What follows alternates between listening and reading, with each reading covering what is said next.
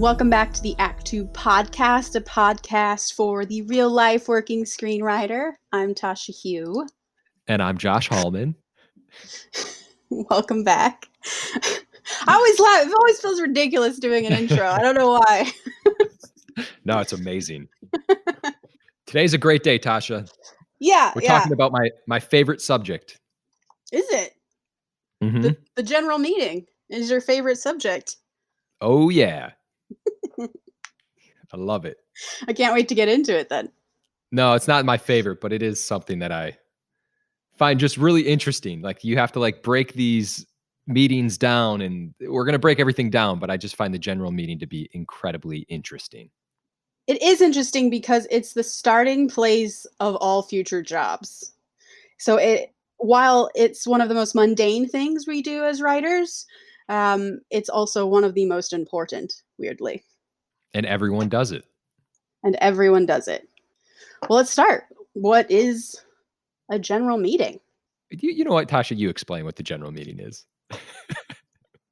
The general meeting is exactly as it sounds. Yes. It is where you meet someone generally. Usually it's going to be a producer or an executive at a studio. It's someone new that you've never met before.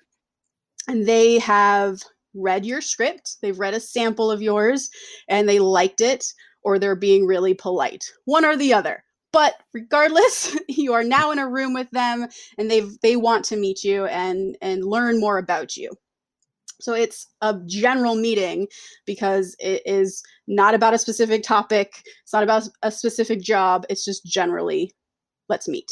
I think a lot of generals for you, Josh, come from you writing a spec, it going wide, meaning a lot of producers or studio executives have read your script. And now it's time for them to meet you because they've read it, they've liked it, they want to meet the man behind this amazing script that they've read, and to see if the person matches this script, basically. So that's one way. And I usually get them not because a spec, because as we've learned from previous episodes, I don't write specs because I can't.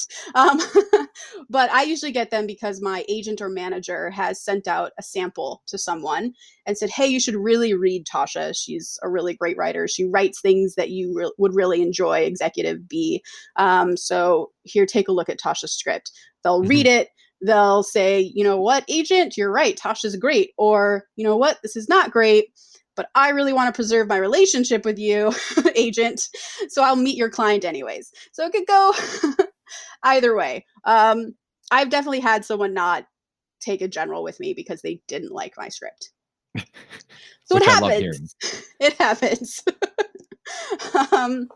But that's usually how it happens. And the reason why the agent is sending out your sample, they're varied. But for instance, as we've kind of talked about before in previous episodes, agents and managers are meant to sort of have their finger on the pulse, right? Like they know which producers are out there looking for what kind of material, or they're looking for writers who are really good at writing World War II or period history scripts. So, hey, like if you are someone who writes history, World War II stuff, your agent's going to send you out as a sample to these people who like that stuff. And the hope is that they will then invite you into a general. Another way, of course, is friend recommendations, right? Like I feel like that happens to you and me all the time. Like I'll meet someone, I'm like, oh, you should definitely meet Josh. If you really like action adventure scripts, Josh is the best at them. Go meet him, and I'll connect you guys through email. So that's definitely another way to do it. I was just going to say the agent manager route, that is the most common way. Yes. That's how you get a general meeting. That's the main way to get. Yeah, absolutely. Which sucks because it's a catch-22, right? I remember when I was coming up, it was so frustrating because when I didn't have a manager and I didn't have an agent, or when I did have a manager, but he was so low level, he wasn't getting those big connections. I just couldn't get general meetings. And it was so frustrating because it was a sense of like, you have to be in the business to be in the business. So what are you supposed to do when you're just out there on your own? And the answer is it's tough. Like networking is going to be really important if you don't have reps yet. So try and meet anyone who might be in business, who might have connections to these producers. But I think like the positive thing there is if you don't have reps who are able to connect you, you now have a direction. Like you now know what the path looks like to start getting these general meetings, because that is really the gateway to getting jobs. That's sort of your Mhm. first real step. So now that we've kind of talked about what they are, how you get them, let's sort of dive in a little bit into really what their purpose is. Like, how do you turn a general meeting into something meaningful for you? Well, so like you said, usually when I'm going on general meetings, it's from a spec. Like I had just written something.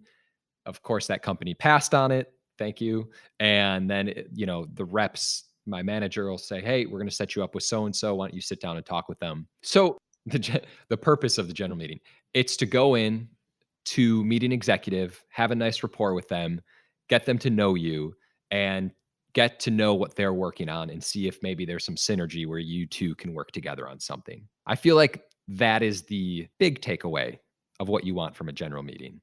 Yeah, synergy. It's I hate that word, but yes, that's exactly what you're going for. Like honestly, the But way I look at general meetings, no, it just makes me think of like big corporate events. Like yeah, it's dare to not dream. against We you. need It's not synergy. against you. The way I think of general meetings is like I want to try and make a friend by the end of the general meeting, because that is I think a meeting that's gone well. It's someone who you can actually connect with and you have similar things in common, which is all just a way to define synergy. But that's definitely sort of the umbrella purpose of the meeting. I think the very Yeah. specific purpose of the meeting is you're trying to suss out if there's work to be had here. So this is really interesting. And I don't know if I'm kind of jumping ahead, but I have gone into general meetings where it's like you just want someone to like you. And like that's what your intent is. And I've also gone into general meetings where like the intent is to try to figure out something to work on together.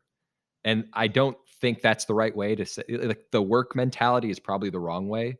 Now, Meaning, like, like, don't go into it with that as your first yeah, thing. Get that yeah. desperate need to just try to do something. Like, let's work together. Let's figure this out. That's how it used to be, like in the back of my mind. But I've also been just way too friendly with people. So there's a weird gray area that you kind of want to fall in, I think. There is. Oh my god, that's just like brought up a lot of memories for me of going to generals where I just way overshared about my life to the Yeah. point where I could tell the other person wasn't so much synergizing with me as feeling really uncomfortable. Wow. For someone who doesn't like that word, I feel like this episode is going to be called synergy. Yes. It's now my word. I'm in on synergy. Yeah, and you know me, I don't really like lulls in conversations, which we've talked about 1,000 times. So sometimes, not so much anymore, but I used to really hate it. When there was a dead silence, I would just like blurt out something, and it would usually be maybe something personal or irrelevant, or it's how I ramble sometimes on here, where I'm just like, you know, I grew up in Wisconsin. And someone's like, okay. This is actually a really good segue into what is the structure of these meetings, because yeah, it can get a little strange if if you're not either familiar with how general meetings work, or if you're just like really new to them and you're still really nervous. I tend to not get nervous in generals anymore, but it took a Mhm. while for that to be Yeah. the case, particularly because I am that introverted writer type. I'm not like you. I'm not very good at speaking to others. So so it's a rough part of the job for me. But in speaking about structure, this is how I feel like it usually goes. And please, Josh, like interrupt me or correct me if you feel like I'm off path. But usually when you get in, it's a small talk phase, right? So like, Yep. hey, like how is traffic? Where like what part of town are you coming from? Like that kind of shit. As you get better at generals, I feel like you're able to sort of wield that into something interesting, kind of make it, make yourself sound fun and casual and Yeah. upbeat and friendly in that small talk phase. And then next, once you actually are sitting down, the executive will usually say, "Well, tell me about yourself. Like, I liked your script. It's really cool. Tell me about yourself."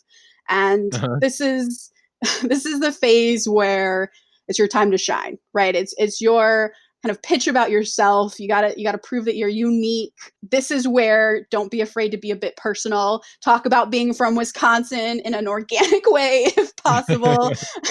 um, and this is also where I've fucked up and definitely said things that were a little too personal that made people uncomfortable. And it is just a lot of it's experience. It's seeing how people react to you, seeing how you can kind of better access who you are and make yourself sound unique and sound interesting and sound memorable. So that's kind of Right. that phase of the general. And then once you're kind of done with your story, and it's not a one-sided thing. I know it kind of sounds like you're just pitching yourself. Make it a conversation, right? Like what I usually do is they'll say, oh, where are you from? And I'll say, oh, I'm from Orange County, California. How about you? And I'll try and start a conversation about where they're from and did they go to film school? Like, what is their story? Because once you Hmm. start talking, just use it as you would like meeting someone at a bar. You're just having a conversation with them. So definitely use that phase, not just as a way to pitch yourself, but try and make it feel like a conversation. And one way Yeah. I do that is by asking questions as well. And then sort of the third phase of a general is the executive is pitching their company's mandate to you. So Yeah. it's like, all right, cool. Like I've just learned about you. I've just learned about what you like to write. That's also a question that will usually come up around this phase is what kind of stuff do you like to write? Like Josh, I read your action adventure comedy. What else do you like to do? And now's your chance to be like, oh, well, I have this great horror thriller that I'm writing now. Yeah. Um, Let me just quickly say something about that. Typically, if you're meeting someone, this is my personal experience. If you're meeting someone based off of an action comedy or whatever, a thriller, it's good to be writing your next thing in that same genre. For my personal experience, only because I've gotten the look before where if I meet someone off of an action comedy and I'm like, this is actually happening where I'm like, I'm writing a sci-fi thing. And it's just kind of like a curveball of, and I know you don't like this word either, but it's like the branding of who you are. yeah. And I feel like as a writer, it's not bad to be kind of pigeonholed into something because if you're really good at it, then great. But if you just throw that curveball in of you're writing something else, I've seen it happen. It's happened to me where someone is just thrown off completely about the next thing you're writing. So just be aware of it. I definitely agree with a lot of that. Like, you can. I tend to write um, action, world building, adventure dramas. Like, I'm sort of in that Venn diagram, whatever that looks like. And so if Mhm. I go in and they're like, "Wow, I really loved your fantasy drama that you sent us. What are you working on now?" I'm like, "Oh, I'm working on a rom com." Uh-huh. uh, they would be confused. But Right. I think the way, because I think it's important as writers to sort of follow your heart. And as I said, you are working on something that's sort of a little bit more in the horror genre than it is in the action adventure genre. So it's not something you Yeah. typically write. But there's still an underlying theme in there that's very Joshian, right? So I think if you're able to convince someone and a way that is described to me, which I think is really great. This is from someone who's across the table, so someone who's a producer listening to writers. Is this producer said that she really liked it when a writer responded to that question of like, what are you working on now? What do you like to write? Not by saying I like to write a certain genre, but saying I really like to write around the theme of characters who are broken, and over the Yeah. course of the journey, they learn how to repair themselves and become stronger. And that can fit in a romantic comedy, that can fit in a horror, that can fit anywhere. And now the producer suddenly had a really great handle on the kinds of stories that this writer liked to write, regardless of genre. And so I think that's a way that you can pitch yourself in those meetings where you're not necessarily pigeonholing yourself, but you're better explaining and expanding who you are as a writer. Yeah. I completely agree. It's to best to focus on the type of characters you like to write about. Yeah, exactly. Exactly. And then you can also, as sort of an addendum to that, talk about the worlds that you like.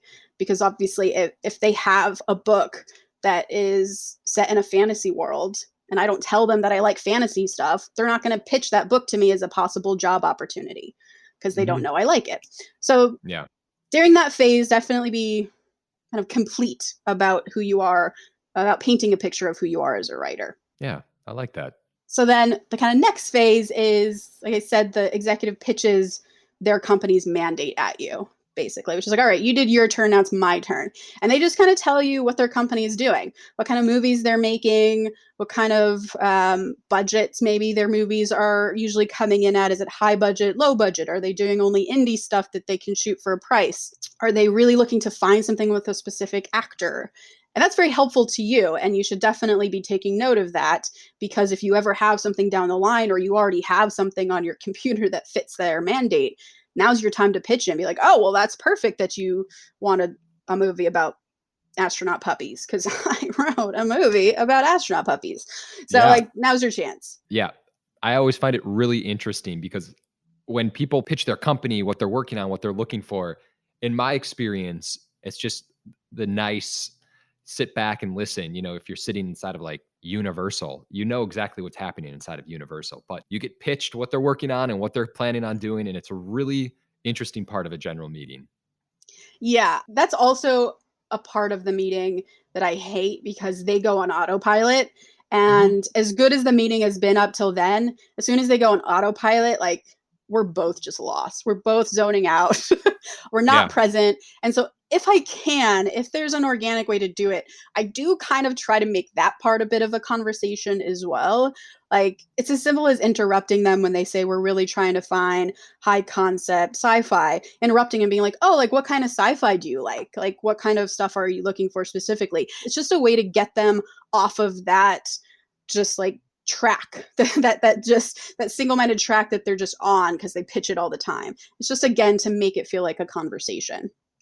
Yeah. Everything you're explaining about general meetings is exactly why I find general meetings to be so interesting, is because of how we're breaking this down. And this is actually how people think about it. And you have to like work the person you're talking to make them feel comfortable while you're meeting them. It's just weird. That's why I hate them. Yeah. I mean, It is. It's like working a room, and writers are typically not good at that. yeah, it's weird. So the next phase of a general will be sort of where they pitch potential job opportunities. And this is like the meat of it, right? This is kind of why you're here. And if they like you and they actually have writing opportunities, now is the section, well, they will tell you. And those could be OWAs, which means that's an open writing assignment. And that means a variety of things. It could mean we have a script, we don't like it, we need a new writer for it. That could be an open writing assignment. Hmm. Or we have a book that we own and we want someone to adapt it. So we need someone to come in, pitch us a take, and we'll pay the person who has a take, the best take, to write this. That's another OWA. And then they could also just have other books and IP being intellectual property, meaning like comic books, graphic novels, an article, a podcast. Right now, it can kind of be almost anything Yep. is IP, and they find it interesting. And either they have the rights or they're just really interested in it, and they're waiting for a writer to respond to it before they pay money to get those rights. And you might be the writer, so they might pitch that to you as well to see if you're interested in any of those things. And what do you do, Josh? Do you like always say, "Oh, that's awesome. Yeah, I'm super interested. Send me that article." Usually I am mostly interested. So I'll always say, send me something, and then I'll call my reps and kind of just back out of it. You know, that's what's the beauty of having reps are, I guess, is like if you have a manager or something, they can call and be like, yeah, it's just not interested or something like that. I like that, and I feel like I'm always the one who has to write those emails. I should use my agents for that more often. Well, no, it's because usually I'm like, yeah, that's because in the moment, someone could pitch me anything. And I'm like, you know what? I could make this cool. I'm in. And then it takes an hour to think about it. You're like, you know what? Maybe not. That's how I feel too. Why? What do you do? I'm very much like a yes man in these meetings, and that's, I think, what you should be in a general Yeah. meeting is like, oh, that's a really cool idea. You might actually hate it, but oh, Yeah. that's interesting. Yeah, I'll totally think about that. Yeah, send me that article. That's cool. And then later, yeah, you're like, after thinking about it, I'm not sure I'm the right person for that, or I'm not sure I have a take for it. There are ways to kind of let them down, but always say, yeah, that's a great idea, because then I think they're like excited to want to send you more, right? Oh, yeah, definitely. And by the way, what you just explained, this moment, in your experience, does it always happen where you're offered a like an open writing assignment or the executive offers something? It's not like a foregone conclusion that this happens. No, it's almost like 50-50 at the highest point. Okay, because when you were explaining it, I thought this was like 100% for you. No, absolutely not. It's literally only if they like you. It's only if you're really Mhm, hitting it off. And then on top of that, only if they even have opportunities open. Because a lot of mhm. places you're going to meet, I would say the majority of places you're going to meet are going to be production companies that don't have development funds, which means they don't Yeah, have money sitting around in a pot that they can just use to pay writers willy nilly. So typically that process means that they can't pay you to write something. right. So they don't have something they can just pitch you oftentimes. So yeah, it's not going to always happen. And if it doesn't happen, don't freak out. Don't think that they just absolutely hate you. It's entirely possible they just don't have anything. And usually how they wrap the meeting is, is like, oh, it was so great meeting you. This was so much fun. Let's definitely, have a two-way conversation. If anything comes up for you, like any cool ideas, send them my way. Like I'd be happy to read anything, or if you even have log lines or something, send them to me. They usually just want to have this kind of open door policy with you, and that's how they usually close the meeting, which is great. That means you now have one more connection than you had an hour ago. Yeah. Well, we're gonna get into something about the follow-up. I know we're getting into that in a little bit, but Well, let's go right into that. Like what do you do after your general meeting typically? well, typically afterward, I always send an email right off the bat. Very nice to meet you. Let's stay in touch. And obviously, maybe if you talked about something inside in the meeting, you reference it. If you say you're going to stay in touch about something, if you're going to send them a script, you touch on that point. But I do think it's really important to always just gather these contacts. And this is something that I really appreciate about the general meeting, because if you're good about keeping in touch after the initial follow up, it's really great to have these contacts at your disposal. If you remember them, months down the road, you follow up with them. Hey, I'm working on this. And it's like you had said, it's someone that you didn't have before this meeting. Yeah, absolutely. I've told you this story before, Josh, but actually the second job I ever got paid to write came from a general meeting that I'd had like 5 years prior. And I keep a spreadsheet of all the people I've met, what company they're from, any Mhm. notes that I might have from the meeting, like anything that will help me remember who this person is after 5 years, and also different projects we've talked about, any samples of mine that they've read, that kind of stuff goes in my sort of tracking sheet of my meetings. So Yeah. I met a guy. We talked about whatever. I don't even remember. All I remember is we talked about my love for history. And 5 years go by. I move on with my life, and I get it. He calls my manager and says, "Hey, we have this biopic of some guy from ancient history. Do you think Tasha would be interested?" And I ended up pitching and getting that job. And it was my second job I ever got. It helped me, stay off unemployment for another year. Just till I got the next job. It was great. And it all Yeah. happened because I just talked and nerded out about history in my general meeting. So keeping track of these people is super important.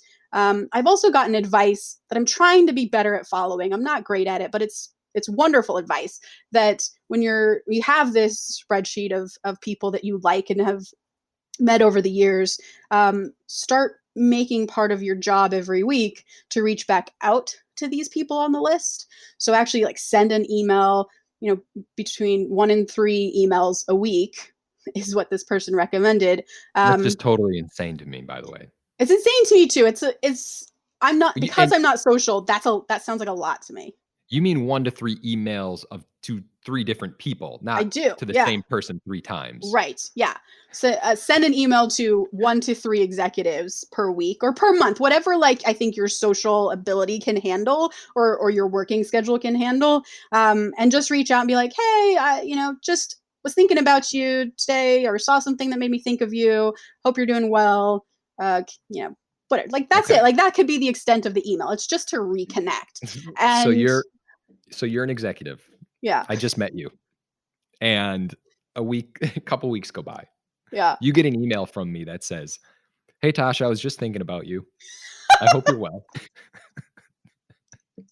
I hope you're well. Let's let's keep in touch." I, I I know that's not exactly what to say. I'm only saying this because I think that email, what you're explaining, is a very, very important email. You don't even know what to say in that email, especially if you haven't like done much with your writing. Well, to be clear, do not do this with people you've only met a few weeks ago. This is people like months and months ago, even years ago that you've met that are on like start at the bottom of your spreadsheet and move up, right? Like, because if it's just a couple weeks after, now you're a creep. Yeah, you don't want to be in creep mode. No. But I do think it's important. I think you had said this to reference something that this is why it's important to track what you talk about in these meetings, Yes. because if someone says, I like, John McClane and I really love the Die Hard series, and then all of a sudden you see that, wow, they're doing a remake of Die Hard for television or something like that, you can follow up with that person and say, hey, that's pretty cool. What do you Yes. think about that? It's it. That's it. That's the email. It's very simple. I've definitely lied in these kinds of emails and been like, "Oh, I saw such and such, and it made me think of you." That's not For true. sure. That's not true. But it's an excuse for me to email them, which I guess now that I'm saying it like that sounds creepy. No, it's a great way to keep in touch. That's part of it. This is what's so difficult about the business is keeping in touch with people. It's true. It's true. We think that once you have your agent and your manager, that that part of the business is done. They're going to do that for Mhm. you, and you can just now sit at home and do what you love. And that's very much not the case, unfortunately. No, Sucks. I hate it. me too. Talking about doing a lot of extra work that's not including writing, how do you prepare for a general meeting typically? Or do you? Do you just go in and not prepare at all? So before I answer this, Can I guess what your answer is? sure. Because I guess it's not prepare at all. First of all, I can't believe you have no faith in me. I prepare. I I I probably say it prepare with more than you think. admiration. Like I wish I could be more like you. I prepare probably more than you think. However, I do like that element of surprise, spontaneity, but I'm not gonna sit in a room and not know what someone's worked on or something like that. I'll do The element of surprise. Oh, I that's do that's that's where I loathe that area. yeah, it's better to be prepared, but at the same time, it's like, where's the fun in that? This is how Josh and I are different. Yeah, big time. No, but I do look it's not like if I'm going to meet with someone, of course, I'll look on IMDb and I'll check out what else they've worked on and probably more I probably prepare more than I would even expect myself to prepare. I will say it's always better to be prepared I definitely agree. for Not that this has ever happened to me. Actually, it has happened enough for me to be panicked about it, which means like once or twice, where someone has asked, like, which of our movies did you like the most? Which like hardly ever happens. Again, one to two out of like hundreds upon hundreds of general meetings. But it was enough to like, be like, oh god, I have to at least know like the top three movies that they've made because I'm wow. really bad at remembering shit. To be total, I can look it up seconds before going into a meeting and just it's all gone. I'm like a Yeah, sieve. for sure. But I truly try to retain at least like the top three movies that they're responsible for. Which again, it's over preparing because they will never ask that, almost never. Right. Knock on wood. But yes, I'm all for over preparing, and agents can sometimes go so far as to say prepare a script for yourself for when you go into a general meeting. And that's again in that phase where it's like, hey, tell me about yourself. There are some agents, I remember when I first started, my TV agent offered to like sit me down and create a script for me to tell me to, talk about myself. And I passed on that. I'm like, I can figure that part out. um, Wow. I've never heard that before. yeah. I think he took one look at me and was a little nervous that I couldn't handle myself in a room with a stranger. This girl is a Jesus. way too. I don't know. Something's wrong with her. She needs a script. But it's helpful if you are someone who does get particularly nervous and Mhm. if you like tend to wander everywhere and just ramble, it might be good to just jot down a script. And you don't have to follow it word for word, but it's at least like a bullet point outline of what you feel like you should be talking about for yourself. Because again, that part is extremely important. It's where they get to know you. It's the friendly part. That's where you make a friend. I mean, I I wouldn't recommend that, but that's just me. I don't know. I feel like there's some people that I've met who maybe need to do something like that. Yeah, It's that's just true. they're just not easy talkers, right? And maybe they only need it until they feel comfortable. And maybe that's the way to look at it. Is it's just like a tool to use until you have enough general meetings where you're not nervous anymore and you can just be really casual and be more yourself. Yeah. And when in doubt, if you're asked a question you don't know the answer to, just make something up. I was going to agree with you, but I feel like that's where I would fall into traps. Which kind of brings us to what are the do's and don'ts of general meetings? I think for Josh, a do is to lie. Yeah, just make things up and appease everyone. No, the dues, I think we've kind of touched on this, is just have a knowledge of what the company has worked on and make sure you know what you want to talk about yourself. So if you're going in and you're talking about, you want to get the point across that you are an action comedy writer, you talk about that. I mean, I've definitely gone through generals where I've forgotten to talk about myself. Just the way the flow of the meeting has gone, I was like, oh shit, they have no idea what kind of movies I like to write. Yeah, So it is an important do for sure. be very open and receptive to what they're like, listen to the other person rather than just ramble and talk about yourself. Yes. Make it a conversation, not just about you. I mean, those are pretty much my big do's. Is just make sure you listen and you get your point across of what you want to talk about and make sure you hear the other person. Yeah. I would say another do is to think about your outfit. And I know that's very superficial, Oh, but I have definitely heard stories about, for example, one particular writer who went to a general meeting wearing like board shorts and a beach tank top and flip flops and sunglasses. And the executives were like, no, that what is on my couch? This is not happening. So it's an yeah. immediate negative for this guy. Whereas if you go in with a suit, that's probably also a negative. Find a happy medium. I think these meetings tend to be casual, business casual. What do you wear to meetings? Is that too personal? What do you wear, Josh? No, it's not too personal at all. And that's actually a really good point that I didn't even let my mind go there about the do's. I typically wear what you always see me wearing: collared shirt and some pants. Do you wear like dress shoes or sneakers? I do not really wear dress shoes, no. I have I like shoes. You love I'm a shoes big I love shoes. So, I'll wear whatever shoes I feel the that are best in. that you're just feeling that day in the closet. Yeah, Whatever I shoes love me some speaking to you. Jordans. I will wear Jordans. I will wear whatever shoes.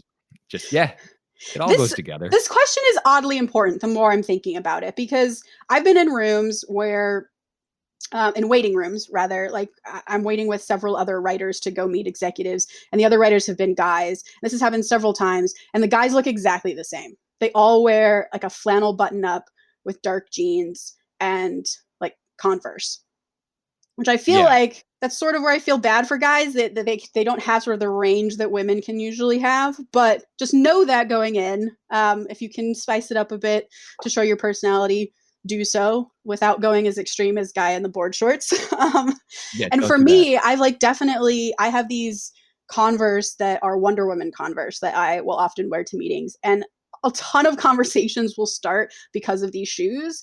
And I've started almost wearing them to generals just for this reason because it like loosens people up. It makes them see that you have some kind of personality and they kind of want to talk about it. So the outfit thing is actually an important thing to pay attention to. Yeah, actually, it is an important thing. And one of my huge pet peeves, just have to say this, is dirty shoes. I just hate it. I just can't stand it. So I know what you're talking about. When If I you see ever the have a flannel meeting and with con Josh and you have dirty shoes, you're out. He's never calling you back. but you know what I'm saying. You can I think shoes says a lot about a person. Let's just put it that way. It's weirdly important in these kinds of things. Another do I think we've already said though is to kind of be a yes man to things and just act excited about all the things that they talk about in the meeting. Always. Just be receptive. Listen. What's a don't? I think the biggest don't is to somehow talk about money in any general meeting. If you, let's just say, do get offered Because a lot of times, like you were saying earlier, maybe a producer will say, "Oh, I have this idea. You might be right for it. I want to hear your take on something." And then you just turn it around and say, "How much does it pay?" Yeah. Something like that. Oof, I feel Um, uncomfortable just hearing that. that's a huge don't. And I think sitting down with people, when you get too personal, that's a big don't. When you start, you kind of have to feel out the conversation. But if you're starting to ask about like someone's like wife or husband and kids or something like that, that's just weird. Unless it's organically brought up and you have kids that go to the same school or something like that. Yeah, if it's organic, it's a good way to loosen everyone up and have a real conversation, but don't push it. Don't try and go there because you want them to loosen up. Like, not everyone wants to talk about their wife and kids. Um, just stay away from that territory. Just keep it about business. Don't ask about money. Do you have any other well, I guess another don't is to don't come in some board shorts and Yeah. a tank top. I have a big don't that I had to learn the hard way, which is don't talk shit about other people in meetings. Oh, yeah. Yeah, yeah, yeah, yeah. You have a great story about this. Yeah, so I had a meeting at Legendary, which was one of the biggest places I had met at that point in my career. And I was super excited. It was with two execs, and they do a lot of great movies that I really love. And I was like feeling the meeting, right? Like, oh, I'm doing so good. They really love me. I'm making them laugh. And then we started talking about like, what do you have in the chamber? Like, what are you writing next? And I was writing this Dorian Gray pilot, and they're like, oh yeah, Dorian Gray. Like at the time, that movie had just come out, and I was like, yeah, it's not like that though. Like it doesn't, like Ben Barnes, who was in the Dorian Gray movie, like it's not like that. He was so terrible in that movie, right, girls? And there's just like pause, this just pregnant pause. And one of the execs goes, oh, like, Ben Barnes is one of my best friends. And I was like, what? She's kidding, right? Like, right? She has to be kidding. There's no way I walked into this. And the other exec was like, well, everyone has their opinion, Oh, and like Jesus. tried to turn the meeting back around, but it was over. There was no coming back from me shitting on Ben Barnes. Poor So Ben Barnes. No, that's definitely right up there. Never talk shit about even if someone else's. I don't even like to get involved with that where you're kinda laughing along with someone and you just don't go down that road. The world's a negative place enough. Don't feed into it. Just stay positive about everything. there's that beautiful moral reason, and there's also the other reason, which is everyone. Such a small town. Everyone knows Yeah. everyone else. In fact, I was just in a meeting, which I told Josh about this right after it happened because we fucking talk about this all the time as a don't, and I still did Yeah. it to this day. I was in a meeting, and they were asking me about my history, places I'd worked, and I've worked with Aaron Sorkin before, and I told this story about Aaron, and it was a story, and the Wow. this new You're supposed this to I was keep about talking I was about shit. to do it again. And this executive gets on. She's like, "Oh yeah, I used to work with Aaron. What's the story?" And I was like, "Oh no, like, oh no, this person actually knows him. How do I walk back from this?" And it's a don't do it. So It'll turn against you every time. and it's really easy to do this because nervous energy kind of creates that need Yes. to have this conversation. And maybe you're feeling someone out and you're like, you know what? We're on the same level. Maybe that person just made some weird comment about Sorkin. So no, I'm going to make that comment, but just don't and watch your nerves Yeah. if you can. Oh yeah. I get real nervous, guys, and I've said some stupid shit in meetings, just word vomit, and Yeah. and Everyone honestly, has those. it doesn't get better until you just keep doing it. So if you can, if you've had these embarrassing moments in your generals, and you beat yourself up about it afterwards, don't. We've all done it. It gets better, Yeah. and you'll still continue to do it. I remember an A-list writer who was a WGA mentor of mine. She was telling a story about how she had just gone on a pitch with this A-list writer with her, I mean, this A-list actress with her, and it was with all the heads of this one studio. And she like said something real dumb, just Mhm. complete vomited, and then completely lost track of her pitch to the point where the actress had to go over and be like, it's okay, sweetie, like you got this. And this is an Oh my God. A-list, like Academy Award winning writer. So it happens to everyone. It's going to continue to happen. It'll just happen Yeah. less and less. Which sort of brings me to my favorite question, which is what is your worst general ever? Like, what is your horror story general? All right. You know this story. I'm just going to fly through this so I don't have to retell it myself and relive it. Basically, I had a general meeting at a company that I loved, my favorite company ever. And I sit down, have this amazing meeting. I thought we talk about different ideas. The executive's like, okay, great, we're going to be in touch. Send me X, Y, and Z. Let's do this, this, this. Send us over things. I'm like, great. Well, this is amazing. And this is when I was still fairly. I wasn't new to Hollywood, but I was like new to getting going and having meetings. And it was kind of like an early stage. So I was on top of the world, and I leave this company, driving home, and I end up getting a phone call from the company, and I was like, yes. And They're calling me in the car. This they're must calling be me. good. I fucking crushed it. And then the woman asked me if I would be interested in being the second assistant to one of like the bosses over there. And it I mean, it's flattering, but it was just soul crushing because it just put me back in my place in terms of where I actually stood. And you have these really great meetings and you're on top of the world. And I ended up on the phone being the agreeable individual that I am, saying, yeah, yeah, yeah, okay, I'll come back. And I ended up meeting with the guy, and I had heard about what he wanted me to do. And I said, I can't be his second assistant. And, uh, you know, like the great general meeting went to like not so great after that. It wasn't anything bad, but it was just really awkward. Maybe for me, they probably forgot it, but of Yeah. course I remember every moment of it. Yeah, I get that, especially coming from having been an assistant. Once you're finally in those rooms that before, like as an assistant, I would get those writers water and coffee and tea, and I would lead them to my boss's office. And now you're the one being offered water and coffee and tea and being led to the boss's office. And then for them to be like, hey, you want to be an assistant? Yeah. There's nothing wrong with obviously being an assistant at all. It just like brings you back down because for that brief moment you're in this general meeting, it feels like you're on the same level with everyone, and then you leave and you're like, by the way, we don't view you as a writer. We view you as something else. And that's kind of where Yeah, it takes its toll on your own, your pride, I guess. My yeah. pride. That's what I would consider my worst. There might be worse that I just don't remember, but that was it. What's yours? Um, Mine was also coincidentally, or maybe not, maybe this is just how it goes, at one of my favorite companies of all time, the producers of Harry Potter, which I have a Okay. giant Harry Potter tattoo on my arm. It's a big deal. Yeah. So I was super excited. I met with their low level exec, and it was on the Warner Brother lot. And I was wearing a shirt that was like a new material, and I was like really happy about it because it was like kind of a fancy shirt and I looked really cute. And then I go in and I'm sitting against the wall, and there's a window behind the executive just like shining right on me, and it's fucking hot.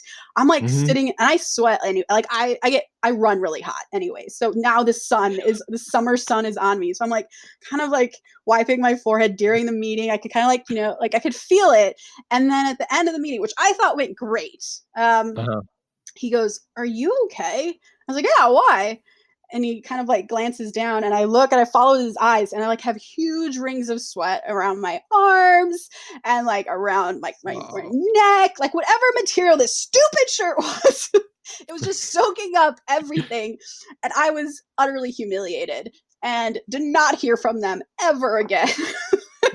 The girl who sweats. Like I wonder what that conversation was, and my agent called to be like, "How is Tasha?" Um, and I think what was even worse is I had another general meeting right after that in Warner Brothers as well. So I had to like run down to their little shop for tourists and buy a Harry Potter shirt because that's all that they had there. And so my next meeting, I was wearing this like tiny, like the only size they had, like this tiny Harry Potter shirt to my next meeting, which did not match my bottom skirt. So it's terrible. Do you have the shirt still? Yeah, it's still tiny. Yeah, that that's bad. It's bad. It's real bad. So, every meeting you guys all have is going to be better than that. That's why you talked about clothing, and this is why clothing is so important for general meetings. You have PTSD from this one Yes. moment. Wear material, you guys all know what it's gonna do, okay? Man, I've had Ah, some bad generals. they're so important. They're a very important part of the industry, and everyone is always going to go on a general. Something we need to note about this is the structure and everything we just talked about is pretty much the same with a general over Zoom. Yes, Zoom, obviously in the pandemic era, all of those meetings have gone digital, virtual, whatever. And it is the same. The structure is very much the same. I think at least I have found that I can become so much more personal with or personable, I think, maybe Yeah. both with the executive through Zoom than I could before. Like I had a, a general recently with a guy who had moved back home with his parents, um, Uh-huh. and so he was in his room at his parents' house, and you could see like laundry behind him, and his bed was unmade, and you just like we're all human, and you can just talk about it. You can be, oh, like nice bed, like I like the decoration in your bedroom, and it's just I feel like that kind of personal line is breached much quicker in Zoom Yeah. meetings. At least that's been my experience. Yeah, for sure. The one, I mean, not that good. I'd rather not be doing Zoom general meetings, but it definitely has created a vulnerability and connection that definitely was not there before. Where, you talk to someone, you see them in their environment, and everyone's on the same page. I'm just trying to get through this shit. There's a Yep. freaking pandemic going on. How's life? How you doing? It just makes things much more real, I Do I think. love pandemic general meetings? Is that a It's great. benefit that's come out of all of this 2020-ness? It makes people much more real and open. Yeah, I had another general recently where my cat made an appearance because duh, that always happens when you're on a meeting. And Mhm. the woman, rather than being like, oh, a cat, was like, oh my God, you have a cat. Let me go get my cat. And she like ran over and like got her cat. And like our cats Yeah. met over Zoom, which like obviously could never happen otherwise. So yeah, I think I'm a fan of the pandemic era general meeting. Yeah, but when the coronavirus hopefully comes under control at some point, then the general meeting over Zoom probably, people will Think it's probably try dead? to get off on it. No. You think No, so? I think this will be interesting to see if it continues. I actually think the general meeting over Zoom is gonna be here to stay forever.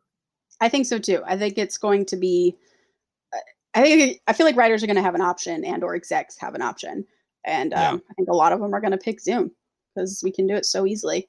Yeah, I that's definitely right. prefer it. Everywhere you go in Los Angeles is going to take you at least an hour there and back. That's 2 hours wasted in your day of that could have been Yeah. prime time writing. So yeah, screw it. Zoom all the Un way. Unless it's a very, very, very important meeting in person, but if it's just like a general meeting, Zoom. Yep, agree. All right. Do you want to end with something that you're struggling with in writing this week? Sure. This is a new final segment to the podcast, which I personally like. Um, okay, so I have been struggling with self-care as a writer, which means just being kind to myself and taking breaks and allowing myself to do that, even though I have deadlines and even though I'm a workaholic.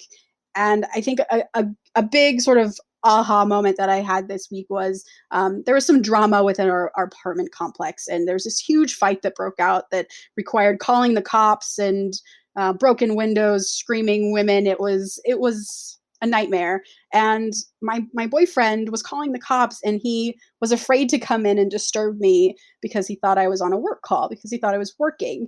And I felt so terrible that somehow I had projected this image that work was more important than him being so scared he had to call the cops. And I think that was just a huge wake up call for me to just be kinder to myself in working and don't work so fucking much. um this has been my writing struggle and lesson this week. Well, I didn't know you were gonna go so deep on what your struggle is. You can I be don't it can be a creative struggle. I was going down a creative road that I was having just writing a script, but I'm not gonna go down that road anymore. Let me tell you what I've been struggling with. Tell me. Just time. I feel like I need more time. I know that's weird to say in a pandemic, but just maximizing my time It's been a struggle. I guess the point is everyone's struggling with something. You just have to keep writing. I think that's a really good lesson. It's the only lesson that we can hang on to. Yeah, just bury your struggle and your pain and pretend like it's not happening. And then and just keep writing. Everything is fucking okay. On that note, all right, let's end with the quote of the day. Josh is okay, everybody. He's fine. Yeah, I'm joking. I'm fine. I'm great. What do I have to complain about? Are you crying, Josh? All right, quote of the day from the writer of Born Legacy. My screenwriting credits in my career are probably not dissimilar to some other ones in the sense that a lot of the scripts you write don't get made. And the ones that do get made are certainly, as a writer, not your vision. Dan Gilroy. Thank you for listening. This episode of the Act 2 podcast was edited by Paul Lundquist, music by 414 Beg, which you can find on Spotify.